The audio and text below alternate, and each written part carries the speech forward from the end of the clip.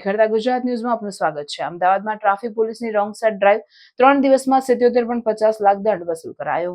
હાઈકોર્ટના આદેશ બાદ અમદાવાદ ટ્રાફિક પોલીસે સતત ત્રીજા દિવસે સમગ્ર શહેરમાં રોંગ સાઇડ પર વાહન હંકારતા લોકોને પકડવા માટે ડ્રાઈવ યોજી હતી।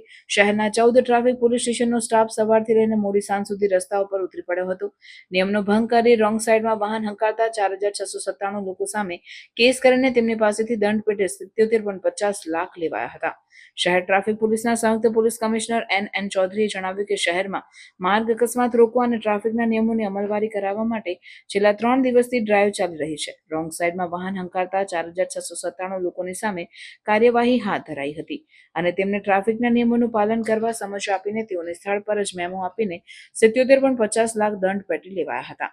ટ્રાફિક પોલીસે કરેલી ડ્રાઈવમાં 38 વાહનો ડિટેઇન કરાયા હતા અને 60 લોકો સામે ગુના દાખલ કરવામાં આવ્યા છે।